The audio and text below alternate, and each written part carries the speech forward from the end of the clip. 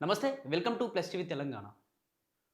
ఇటు ఆంధ్రప్రదేశ్, ఇటు తెలంగాణలో 2 రాష్ట్రాల వ్యాప్తంగా ఒక సంచలనటువంటి అంశం చెలరేగుతా ఉంది. అదే దానికి సంబంధించి ప్రొఫెసర్ నాగేశ్వరరావు అరెస్ట్ కాబోతా ఉన్నాడు. ఇతనిపై చాలా కేసులు అయిపోయాయి. ఇటు పవన్ కళ్యాణ్ కావచ్చు, చంద్రబాబు కావచ్చు, ఏదైతే అమిత్ షాతో పవన్ కళ్యాణ్ పలానా కొన్ని వ్యాఖ్యలు మాట్లాడాడు కాబట్టి అవసలు ఫేక్ కావాలనే నాగేశ్వరరావు సృష్టిస్తా ఉన్నాడు. ఇతను ఎప్పుడైనా కమర్షియల్ వ్యక్తి, పార్టీల కోసమే పనిచేస్తాడు. ఇతను పేడ్ ఆర్టిస్ట్ అంటూ రకరకాల కామెంట్స్ చేస్తూ ఉన్నారు. అలాగే పవన్ కళ్యాణ్ కూడా అతన్ని తిడుతూ, అంటే డైరెక్ట్‌గా పేరు తీయకుండా ఎవరో పలానా మేధావి అంట, నేను పోయి అమిత్ షా దగ్గరికి పోయి జగన్‌ని అరెస్ట్ చేయండి అని చెప్పానంట. ఇతను విన్నాడట. మరి అక్కడికి వచ్చాడో లేదో తెలీదు. నేను వెళ్ళింది మాత్రం నేను ఒక్కడినే. మరి అక్కడికి పక్కనొచ్చి విన్నాడో తెలీదు గానీ ఎందుకు ఈ విధంగా మాట్లాడడం, అంటే ఇవన్నిటిని కూడా నేను భరించుతూ ఊకోను, ఖచ్చితంగా ఎదురు దాడి ఖచ్చితంగా చేసి తీరుతాను అంటూ పవన్ కళ్యాణ్ పెద్ద ఎత్తున ప్రెస్ మీట్లు పెడుతున్న పరిస్థితి.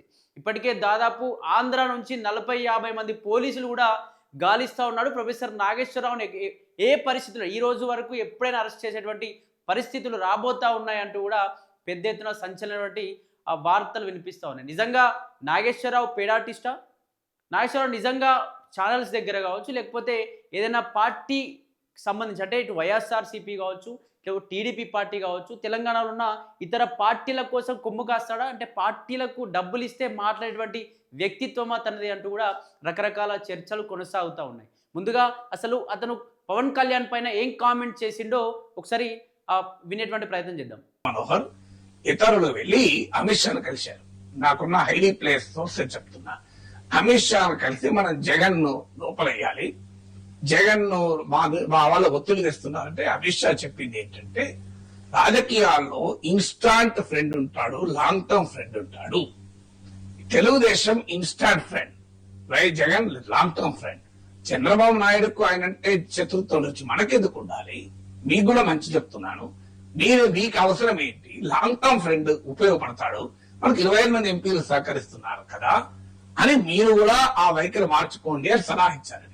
ఇది ఎలా తెలిసింది అంటే, మీకు జనసేన కోర్ కమిటీ ఎమ్మెల్యేలు వీళ్ళందరి మీటింగ్ లో ఇదే ప్రశ్న వచ్చినప్పుడు ఎమ్మెల్యేలందరినీ పంపించి కోర్ కమిటీని కూర్చుండబెట్టి పవన్ కళ్యాణ్ చెప్పింది, అన్నా నా మనోరన్న అమిత్ షా ఏం చెప్పాడో ఒకసారి చెప్పండి అని చెప్పాడు. అక్కడి నుంచి సమాచారం అందరికీ. పవన్ కళ్యాణ్ కూడా పదే అసెంబ్లీలో లడ్డు విషయంలో నేను జగన్ తప్పు పట్టడం లేదు, లడ్డు విషయంలో జగన్ తప్పు పట్టడం లేదు అని మాట్లాడారు. ఇప్పుడు ఏకంగా అమరావతి ఆంధ్ర వేరు, తెలుగుదేశం నరేటివ్ కంప్లీట్ విరుద్ధం కదా. జై అమరావతి జై ఆంధ్ర విడగొట్టి చూడకూడదు అనే కదా చెప్పింది. అమరావతితోనే ఆంధ్రప్రదేశ్ భవిష్యత్తు ముడిపడి ఉందని చెప్పారు కదా. ఇప్పుడు ఏమంటున్నారు? అమరావతి అని అనకూడదు, ఆంధ్ర అనాలి. అంటే ఎక్కడో ఒక చోట పవన్ కళ్యాణ్ డిఫర్ అవుతున్నాడు. విన్నారు కదా ఏమంటా ఉన్నాడు అంటే, పవన్ కళ్యాణ్, నాదెండ్ల మనోహర్ ఇద్దరు అమిత్ షా దగ్గరికి వెళ్ళి మనకు చాలా ఇబ్బందికి గురి చేస్తూ ఉంది వైఎస్ఆర్సీపీ పార్టీ, ఖచ్చితంగా జగన్ను అదుపులోకి తీసుకోవాల్సింది, జగన్ను ఖచ్చితంగా జైల్లో పెట్టాల్సిందే అని చెప్పేసి వీళ్ళు అమిత్ షాతో మాట్లాడారు. మాట్లాడినప్పుడు అమిత్ షా చెప్పినటువంటి మాటలు ఏంటి అంటే, మనకు లాంగ్ టర్మ్ సంబంధించినటువంటి నాయకులు చాలా ఇంపార్టెంట్, ఆ లాంగ్ టర్మ్ నాయకులని మనం కాపాడుకోవాలి, అటువంటి వ్యక్తులు మనకి ఎప్పుడు స్నేహభావంతోనే ఉంటారు, ఇటువంటి వ్యక్తులతో మనకు చాలా యూజ్ ఉంటుంది. ఇటు బీజేపీకి కావచ్చు, మీ టీడీపీకి కావచ్చు, జనసేనకు కావచ్చు చాలా యూజ్ ఉంటుంది. అటువంటి వాళ్ళను జైల్లో పడేయడం కరెక్ట్ కాదు, మీరు ఈ సంబంధించినటువంటి అంశాన్ని పక్కన పెట్టండి, వేరే అంశాలు మాట్లాడండి అని చెప్పేసి ఇటు అమిత్ షా పవన్ కళ్యాణ్ కావచ్చు, నాదెండ్ల మనోహర్ జనసేన పార్టీకి సంబంధించిన వ్యక్తులు ఇద్దరితో మాట్లాడాలంటూ కూడా ఆ చెప్పినటువంటి అంశం ఏదైతే జనసేన ఆఫీసులో జనసేన ఎమ్మెల్యేలందరూ ఒక మీటింగ్ ఏర్పాటు చేసుకుని, ఆ మీటింగ్లో నాదెండ్ల మనోహర్ గారు అసలు మీరు అమిత్ షాతో ఏం మాట్లాడారు అని చెప్పేసి అడగగా, మేము ఈ పలానా విషయం మాట్లాడాం అమిత్ షాతో అని చెప్పేసి ఎమ్మెల్యేలతో మాట్లాడారు. ఎమ్మెల్యేలతో మాట్లాడినప్పుడు చాలామంది, అంటే ఆ సమాచారం నాకు బయటకు వచ్చింది, నిజంగా వాస్తవం, ఈ విధంగానే మాట్లాడిండు అంటూ కూడా ఒక పలానా ఛానల్ డిబేట్లో ప్రొఫెసర్ నాగేశ్వరరావు గారు మాట్లాడారు. ఇదే అంశాన్ని మీరు ఏ విధంగా మాట్లాడతారు? అసలు మీరంటే అక్కడికి వచ్చి విన్నట్టుగా మాట్లాడతారు, ఎందుకు లేనిపోనివన్నీ ఈ విధంగా మాట్లాడతారు అంటే, ఎందుకు పేడ్ ఆర్టిస్ట్ లాగా, అంటే వైఎస్ఆర్సీపీ పేడ్ ఆర్టిస్ట్ లాగా మాట్లాడుతూ ఉన్నారు ఎందుకు అంటూ అతని ఫోటోలను మార్ఫింగ్ చేయడం, వీడియో చేయడం, అతని కండువా, అంటే వైఎస్ఆర్సీపీకి సంబంధించినటువంటి కండువాలు వేసుకున్నటువంటి ఫోటోలు సోషల్ మీడియాలో వైరల్ చేయడం, ఇతను పేడ్ ఆర్టిస్ట్ అంటూ డైరెక్ట్గా ఇటు లోకేష్ అఫీషియల్ పేజీలో కావచ్చు, చంద్రబాబు ఫ్యాన్స్ పేజీలో కావచ్చు, అలాగే టీడీపీ ఆఫీస్ సంబంధించినటువంటి అఫీషియల్ పేజీలో అతను వైఎస్ఆర్సీపీ సంబంధించినటువంటి కండువా వేసుకున్నటువంటి ఆ ఫోటోలు ఎక్కువగా షేర్లు కొడతా ఉన్నారు. దీనికి సంబంధించి వీడు పేట్ ఆర్టిస్ట్, అసలు వీడు ప్రొఫెసరే కాదు, వీడు నిజంగా డబ్బులకు అమ్ముడుపోయాడు, వైఎస్ఆర్సీపీ ఇచ్చేటువంటి డమ్ములకు అమ్ముడుపోయాడు, ఇది వైఎస్ఆర్సీపీ కుక్క అంటూ రకరకాల కామెంట్స్ కూడా వస్తూ ఉన్నాయి. అవన్నీ కూడా మనం సోషల్ మీడియాలో ఎక్కువగా చూస్తూ ఉన్నాం. ఈ కామెంట్స్ వల్ల ఇతను చేసింది కరెక్టా కాదా, నిజంగా ఇతను వైఎస్ఆర్సీపీ తొత్తేనా, లేకపోతే వైఎస్ఆర్సీపీ పార్టీ కండువగా మార్చుకున్నాడా, వైఎస్ఆర్సీపీ పేడ్ బ్యాచ్ అంటూ రకరకాల ఛానల్స్, అంటే అన్ని ఛానల్స్ కాదు కొన్ని ఛానల్స్ రకరకాలుగా దానిపైన డిబేట్స్ కొనసాగిస్తూ ఉన్నాయి.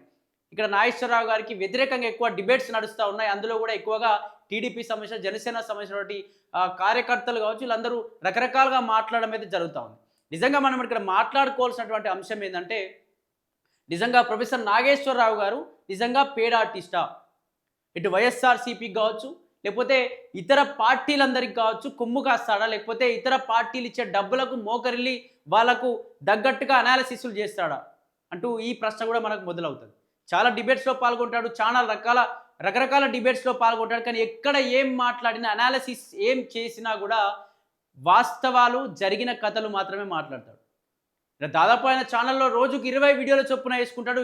20 వీడియోలకు కూడా చాలా వ్యూవర్షిప్, లక్షలు, వేలు ఎక్కువ కూడా, ఏది కూడా వేల చొప్పున ఉండదు, లక్షలు, 2 లక్షలు, 3 లక్షలు, అంటే జనాలు ఎక్కువగా ఆసక్తి, జనాలు ఎక్కువగా చూసేటువంటి పరిస్థితులు ఉంటాయి. అంటే నాగేశ్వరరావు గారు ఏం మాట్లాడుతూ ఉన్నారు, రాజకీయాల్లో అసలు ఏం లీక్స్ బయటపడబోతూ ఉన్నాయి, రాజకీయాల్లో అసలు ఏం జరగబోతోంది అని చెప్పేసి తన అనలిస్ట్, అతను మాట్లాడేటువంటి మాటల గురించి, అతను చెప్పేటువంటి ఆ మాటల గురించి ఎక్కువ మంది, చాలామంది ఎదురు చూస్తూ ఉంటారు. అంటే అన్ని రకాల వ్యూవర్షిప్ వస్తుంది. నిజంగా అతను పేడ్ ఆర్టిస్టేనా? అంటే ఇంతకుముందు ఇతను 2009లో ఎమ్మెల్సీగా పనిచేసినప్పుడు, ఇతను 2009లో ఎమ్మెల్సీగా ఇండిపెండెంట్గా పోటీ చేసినప్పుడు చంద్రబాబు గారు మేము మీకు సపోర్ట్ చేస్తాము అని చెప్పి చంద్రబాబు ఫోన్ చేసి, మా సపోర్ట్ మీకు ఖచ్చితంగా ఉంటుంది, మేము కావాలంటే మీకు డబ్బులు కూడా సహాయం చేస్తాం మీ ప్రచారానికి అని చెప్పగా, లేదండి నేను ఎటువంటి పొలిటికల్ పార్టీతో పొత్తు పెట్టుకోను, వాళ్ళ నుంచి ఒక్క రూపాయి కూడా నాకు అవసరం లేదు అంటూ కూడా అతను పక్కన పెట్టినటువంటి వ్యక్తి. అతను నిజంగా వైఎస్ఆర్సీపీ సంబంధించిన పేడ్ బ్యాచ్ అని అనుకోవచ్చా?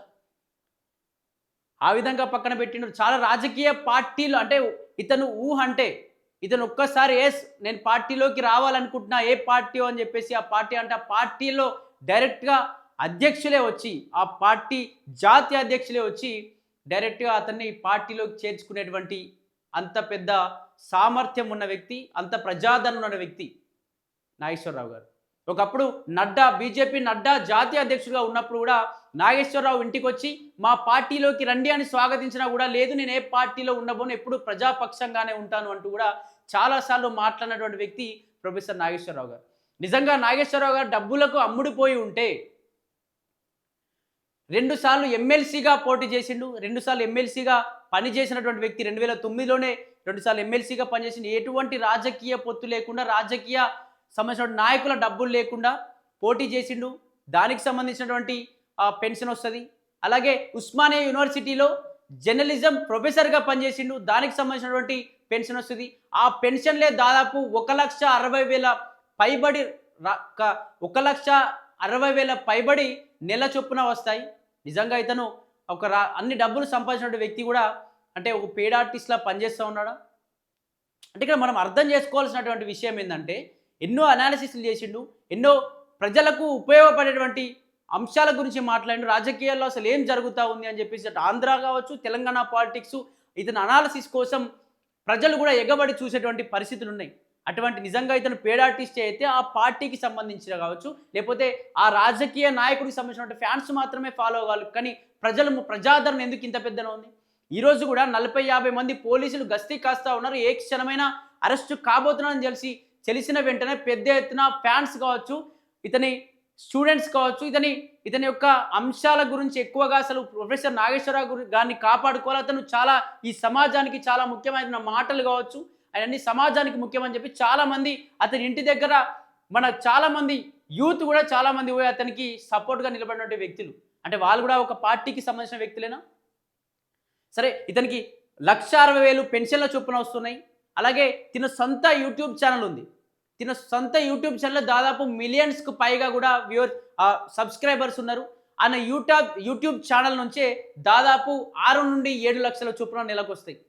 అంటే మళ్ళీ అదే విధంగా కొన్ని డిబేట్స్లో పాల్గొంటాడు. ఒక ఛానల్లో డిబేట్స్లో పాల్గొంటాడు. దానికి నెలకు 2 లక్షల చొప్పున కూడా డబ్బులు వస్తాయని చెప్పేసి కూడా మరొక చర్చ కూడా ఉంది. అంటే ఒక ఛానల్లో, ఎందుకంటే అతను పని చేస్తూ ఉన్నాడు కాబట్టి, ఆ ఛానల్లో డిబేట్స్లో అనాలిసిస్ చేస్తూ ఉన్నాడు కాబట్టి, అంటే ఒక పని చేసినప్పుడు మనం ఏ విధంగా జీతం అయితే ఇస్తామో ఆ విధంగా నెలకు 2 లక్షల చొప్పున ఛానల్ నుంచి వస్తూ ఉన్నాయి. అంటే ఈ యూట్యూబ్ ఛానల్ నుంచి, అలాగే డిబేట్స్ నుంచి వచ్చేటువంటి అమౌంట్ నుంచి, అలాగే ఇతను ఎమ్మెల్సీగా పనిచేసిన పెన్షన్, అలాగే ఉస్మానియా జర్నలిస్ట్గా రిటైర్డ్ అయిన తర్వాత వచ్చేటువంటి పెన్షన్ మొత్తం కలిపి దాదాపు ఏం కాదన్నా 10 లక్షల చొప్పున, నెలకు 10 లక్షల చొప్పున సంపాదించేటువంటి వ్యక్తి.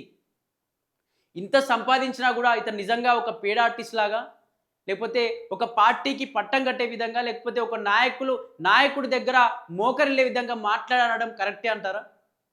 నిజంగా దీనికి సంబంధించి కూడా సరే ఆ రోజు మాట్లాడాను డిబేట్లో, ఖచ్చితంగా ఆ వ్యాఖ్యల్ని వెనక్కి తీసుకుంటున్నాను అని చెప్పి క్షమాపణలు కూడా కోరిన తర్వాత ఇటు పవన్ కళ్యాణ్ కావచ్చు, లేకపోతే టీడీపీకి సంబంధించినటువంటి బ్యాచ్ అంతా కదిలి ఎందుకు ఇతన్ని ఈ విధంగా వైఎస్ఆర్సీపీ కండువలేసి ఎందుకు ఈ విధంగా ఇబ్బందులు పెడతా ఉన్నారో అర్థం కానటువంటి పరిస్థితి. ఎందుకు నిజంగా తెలంగాణలో కూడా తెలంగాణ వ్యక్తులకు కావచ్చు, తెలంగాణ ఉద్యమకారులకు కావచ్చు, తెలంగాణ ప్రొఫెసర్లకు కావచ్చు ఇప్పటికీ అన్యాయం జరుగుతూనే ఉంది. తెలంగాణలో ఉన్నా కూడా తెలంగాణ పోలీసులు ఉన్న సేఫ్టీ దొరకని పరిస్థితులు, తెలంగాణ జర్నలిస్టుల పైన దాడులు, ఒక జర్నలిజం చేసినటువంటి వ్యక్తి, జర్నలిజంలో ఎన్నో ఏళ్లుగా కొనసాగుతున్నటువంటి వ్యక్తి, ఇదేనా మీరు అతనికి ఇచ్చేటువంటి గౌరవం? సరే ఆ సమాచారం ఏదైతే అమిత్ షా దగ్గరికి పోయినటువంటి సమాచారం ఏ విధంగానైనా బయటకు వస్తుంది. సరే ఎమ్మెల్యేల మీటింగ్ పెట్టినప్పుడు బీట్ రిపోర్టర్స్ ఉంటారు, దానికి సంబంధించి ఎంతోమంది ఆ లీగల్ టీం ఉంటుంది, వీళ్ళందరూ కూడా ఇన్ఫర్మేషన్, అంటే రిపోర్టర్స్ ఎవరైనా బయటకు పెట్టి ఎవరో ఒకరు చెప్పుండొచ్చు కదా, ఇతనికి అన్ని పరిచయాలు కూడా ఉన్నాయి కదా. సరే ఫేక్ చెప్పాడు అనుకో, నిజంగా తప్పే మాట్లాడా, అసలు ఆ విధంగా చర్చనే జరగలేదు, అమిత్ షా దగ్గర జగన్ అనే మ్యాటరే ఎత్తలేదు అని అనుకుందాం. సరే ఎత్తనప్పుడు ఎందుకు బీజేపీ ఎందుకు మాట్లాడలేదు? మరి బీజేపీ దీనికి సంబంధించి క్వశ్చన్ చేయాలి కదా. లేదు మేము ఆ విధంగా మాట్లాడలేము అని చెప్పేసి బీజేపీ ఎందుకు బయటకు వస్తలేదు? ఓన్లీ టీడీపీకి సంబంధించి, జనసేనకు సంబంధించి మాత్రమే ఇతను వైఎస్ఆర్సీపీ పార్టీ, ఇతను పేడ్ ఆర్టిస్టు, వాళ్ళ దగ్గర నెలకింత డబ్బులు తీసుకుంటా ఉన్నాడు, ఒక కండు వేసుకొని తిరుగుతూ అయిపోతుంది, వీడికి ఏదో పదవి కోసం ఆశిస్తూ ఉన్నాడు వైఎస్ఆర్సీపీ నుంచి అని చెప్పేసి మాట్లాడుతూ ఉన్నాడు. నిజంగా అతను పార్టీలకు సంబంధించే పార్టీలోకి వెళ్ళాలనేటువంటి ఆలోచన ఉంటే ఎంతోమంది మేధావులు డైరెక్ట్గా పార్టీ రాష్ట్ర జాతీయ అధ్యక్షులే వచ్చి అతని కండువా కప్పి మరీ పెద్ద ఎత్తున ఒక జాతీయ స్థాయిలో పదవి ఇచ్చేటువంటి స్థాయి ఉన్నటువంటి వ్యక్తి ప్రొఫెసర్ నాగేశ్వరరావు గారు. నిజంగా ఇప్పటికే వాళ్ళ ఇంటి దగ్గర పెద్ద ఎత్తున పోలీసులు బలగాలు ఉన్నాయని చెప్పి మాట్లాడుతూ ఉన్నారు. మరి ఇంత జరుగుతూ ఉంటే తెలంగాణ ముఖ్యమంత్రి అయినటువంటి రేవంత్ రెడ్డి గారు మరి ఎందుకు స్పందించట్లేదు? నాగేశ్వరరావు విషయంలో ఎందుకు స్పందించలేదు? ఒకప్పుడు జర్నలిస్ట్ కేవీఆర్ పైన దాడి జరిగినప్పుడు కూడా దీనికి సంబంధించి ఆంధ్ర నుంచి పోలీసులు వచ్చి అతను ఎత్తుకపోతూ ఉంటే, థర్డ్ డిగ్రీ చేస్తూ ఉంటే కనీసం తెలంగాణ పోలీసులు మళ్ళీ ఆంధ్ర పోలీసులకే సపోర్ట్ చేయడం. నిజంగా ఇంత తెలంగాణ సాధించి 1200 బలిదానాలు అయిపోయి తెలంగాణ సాధించిన తర్వాత కూడా మళ్ళీ ఆంధ్ర వాళ్ళ చేతిలోనే తెలంగాణ పడిపోయింది అనుకోవడంలో నిజంగా ఇవన్నీ ఉదాహరణలు చెప్పుకోవచ్చు కదా. అంటే రేవంత్ రెడ్డి తెలంగాణ సీఎమా, లేకపోతే ఆంధ్ర వాళ్ళ గురువు కోసం పనిచేస్తున్నాడు అని చెప్పేసి కూడా మరొక ప్రశ్న కూడా వస్తూ ఉంది. దీనికి సంబంధించి పవన్ కళ్యాణ్ కూడా నిన్న ప్రెస్ మీట్ పెట్టిండు. ఆ ప్రెస్ మీట్లో కూడా అతను ఏం మాట్లాడి ఏంటి అని చెప్పేసి కూడా ఒకసారి మీకు కూడా చెప్పేటువంటి ప్రయత్నం చేస్తా.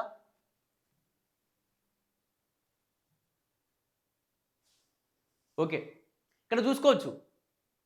ఇక భరించను, చర్యకు ప్రతిచర్య ఉంటుంది, కర్మ ఎవరిని వదలదు, ఎవరు చేసిన పనులు వాళ్ళకి తగలక తప్పదు, అది మంచైనా చెడైనా అని జనసేన పార్టీ అధినేత డిప్యూటీ సీఎం పవన్ కళ్యాణ్ అన్నారు. ఏమంటున్నాడు?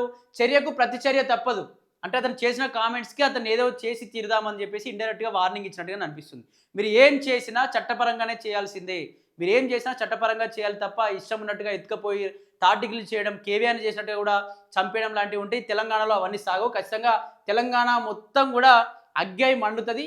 ప్రొఫెసర్ ఇంకో గంట అయితే ప్రొఫెసర్ను తీసుకెళ్లిపోతారు. ఆంధ్ర పోలీసులు వచ్చారన్న మనుక్షణమే తెలంగాణ ఉద్యమకారులు మొత్తం వాళ్ళ ఇంటికాడ చుట్టుముడతారు. తెలంగాణ యువత మొత్తం అక్కడ ఉంటుంది. అప్పుడు రేవంత్ రెడ్డికి పెద్ద ఎత్తున కూడా ఎదురు దెబ్బ తగులుతుంది. అది ఒకసారి రేవంత్ రెడ్డి కూడా గమనించాలి.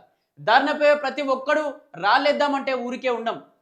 జగన్ జైలుకు పోవాలని కోరానట, అమిత్ షా క్లాస్ తీసుకున్నారట. ఒకరు జైలుకి వెళ్తే జనసేన ఎదుగుతుందా? క్రైమ్ చేసిన గురించి నేను చెప్పాలా? సుప్రీంకోర్టు జడ్జిలకు తెలియదా?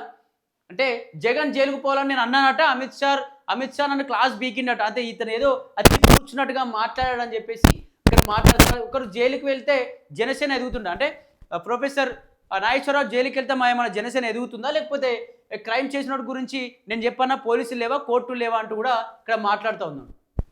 ఇది నన్ను అమిత్ షాను కాదు, వ్యవస్థను అవమానపరచడమే. బీజేపీ వాళ్ళు కూడా ఖండించకపోవడం బాధేసింది. పవన్ ఏమైనా అనొచ్చు, అనేయొచ్చు. మనం ఏదైనా అంటే కేవలం ప్రాంతం, కులం గుర్తొచ్చేస్తాయి. ఇది ఇక్కడ ఏం మాట్లాడుతూ ఉన్నట్టు నిజంగా పవన్ కళ్యాణ్ కూడా అన్నది కరెక్టే. ఎందుకంటే అమిత్ షాతో మాట్లాడిండు, ఆ వ్యాఖ్యలు చేసినని చెప్పేసి చర్చ నడుస్తుంది. కానీ ఎప్పుడు కూడా బీజేపీ వ్యక్తులు ఎందుకు మాట్లాడలేదు అని చెప్పి ఇక్కడ పవన్ కళ్యాణ్ కూడా బాధపడుతున్నారు. అంటే మాట్లాడలేదు అంటే నిజంగా అక్కడ వాస్తవం కాబట్టే కదా వాళ్ళు మాట్లాడింది. నిజంగా ప్రొఫెసర్ నాగేశ్వరరావు గారు ఏ డిబేట్లో మాట్లాడినా, ఎక్కడ ఏం అనాలిసిస్ చేసినా పూర్తిగా సమాచారం సేకరించకుండా అతను ఏ విధంగా ఎటువంటి వ్యాఖ్యాన నోట్ల నుంచి రాదు. అది గంటాపదంగా చెప్పొచ్చు. ఎవరైనా ఈ తెలంగాణలో ఉన్న ఏ యువత అయినా, ఏ మేధావులైనా అతని గురించి తెలిసినటువంటి వ్యక్తులు ఎవరైనా కూడా చాలామంది చెప్తా ఉంటారు. నిజంగా బీజేపీ వాళ్ళు మాట్లాడకపోవడం బాధేసిందని చెప్పేసి అతనే మాట్లాడుతుంది. ఇది కూడా వాస్తవమే కదా. ఇష్టానుసారంగా మాట్లాడితే మాకు కోపాలు రావా అంటే కోపాలు వస్తే ఏం చేస్తారు? అభిమానులందరూ ఏకతాటిపై ఉండడంతో తమిళనాడులో ఒక హీరో సీఎం అయ్యాడు. ఇక్కడ సినిమా పరంగా ఇష్టపడ్డ పాలిటిక్స్లో కూడా కులం వచ్చేస్తుంది. నిజంగా పవన్ కళ్యాణ్ ఏ ఫ్రస్ట్రేషన్లో ఉన్నాడంటే, తమిళనాడులో ఒక హీరోగా పనిచేసినటువంటి వ్యక్తి తమిళనాడులో 100కు పైగా 108 సీట్లు, దాదాపు 110 వరకు సీట్లు సంపాదించి సీఎంగా కూర్చున్నాడు. సీఎంగా కూర్చున్నప్పటి నుంచి ఇటు పవన్ కళ్యాణ్ పైన ఎక్కువగా ఫ్యాన్స్ దాడి చేస్తూ ఉన్నారు. ఏ విధంగా అంటే, ఒక తమిళనాడులో పెద్ద ఎత్తున పార్టీ పెట్టి 2 ఏళ్లలోనే అతను డైరెక్ట్ అధికారం చేజిక్కించుకున్నాడు. కానీ పవన్ కళ్యాణ్ 2 సీట్లకే పరిమితం అయిపోయాడు. మొన్న ఒక 20 సీట్లేమో వచ్చినాయి, ఉప ముఖ్యమంత్రిగా ఉన్నాడు. ఇంకా అది కూడా మళ్ళీ వేరే పార్టీలతో పొత్తు పెట్టుకున్నాడు అని చెప్పేసి రకరకాల ఫ్యాన్స్ నుంచి ఇవన్నీ రావడంతో ఆ ఫ్రస్ట్రేషన్తో కూడా పవన్ కళ్యాణ్ చాలా రోజులు సతమతం అయిపోతున్నట్టు కూడా కనిపిస్తూ ఉంది. కూటమి కోసం కొన్నిసార్లు సర్దుకుంటా, ఒక పార్టీ కోసం కాదు 5 కోట్ల ప్రజల కోసం భరిస్తా, కార్యకర్తల భేటీలో జనసేనాని.